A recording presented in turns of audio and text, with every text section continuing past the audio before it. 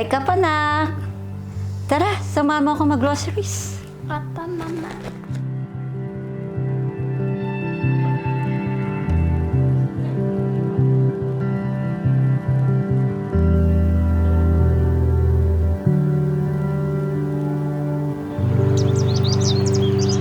Sabi na tara. Hey, Layla. Hey, sige, hayya tayo.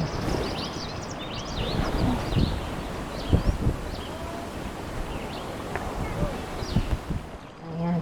Uy, Layla, may ipapakita ako sa'yo. This is your time to shine. Sasali ka ba sa cook-off this year? YYC Foods cook-off? Di ko alam. Di pa ako confident sa pagsali sa mga ganyang competition. Ay, nako. Madami pang mas magagaling sa akin dyan. You have to be confident. Di ba pangarap mong, alam mo yun, yung makapagtrabaho ka sa high-end restaurant? Girl, this is a step forward. Yeah, but mas madami pa rin mas magagaling sa akin dyan. Di naman ako mananalo dyan. Ay, Maybe nako. next time. Ayaw ko. Tara Bahala na. ka nga.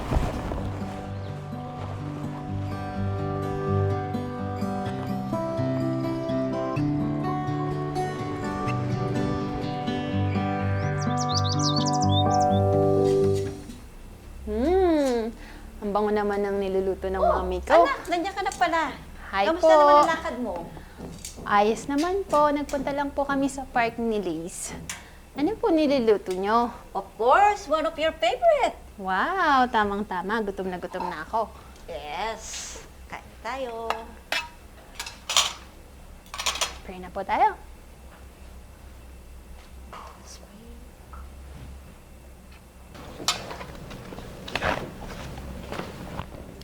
Ano yan, anak? Ah, ito po ba? Isang posters lang po siya from a cooking competition. Nilagay po ni Liz sa bag ko. Pinapasali po niya ako.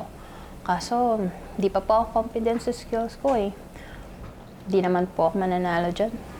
Tsaka, marami pa pong mas magagaling na mga cook sa akin doon. Alam mo, anak, magtiwala ka sa magagawa ng Diyos. Hindi ba pangarap mo yan? Hindi ka sumali sa competition. Magaling ka naman magluto. Kung gagawin mong lahat ng yung ginagawa mula sa puso mo, na may kalakip na pag-ibig, ay sasarap ang luto mo.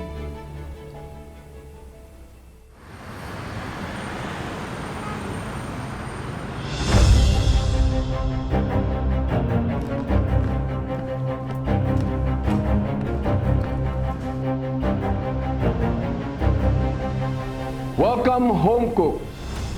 This is the annual YYC Cook-Off. Dito nyo may ipapakita ang inyong mga skills sa pagluluto at maglalaban-laban para ma-feature ang kanilang dish sa aming bagong restaurant and impress us with your dish.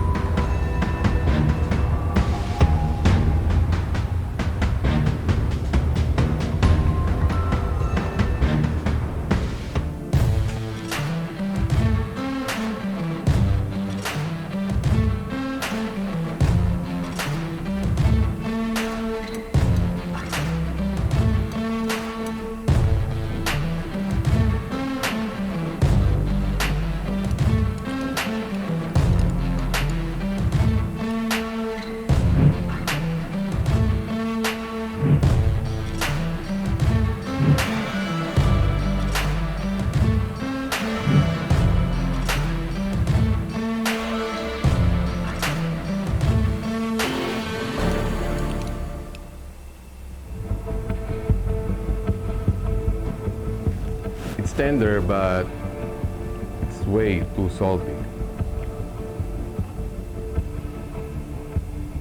And the winner of this cook-off is Melissa.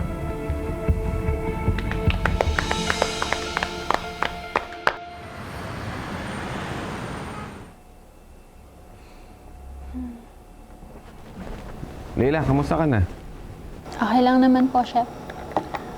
Sa pagiging cook, may nananalo talaga, may natatalo.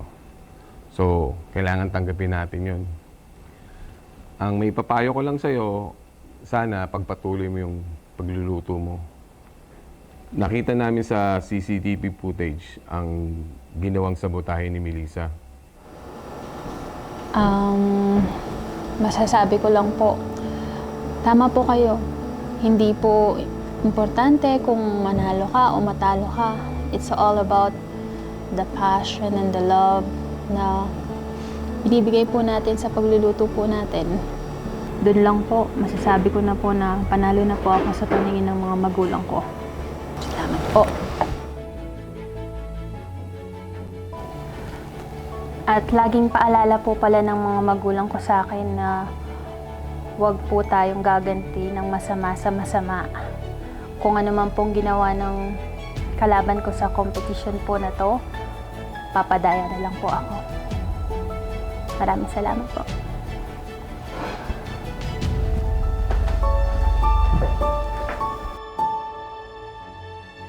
Anumang inyong ginagawa ay inyong gawin ng buong puso na gaya ng sa Panginoon at hindi sa mga tao.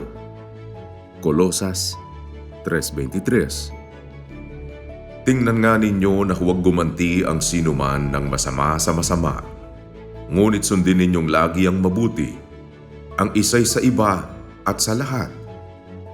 Unang Tesalonica 5:15.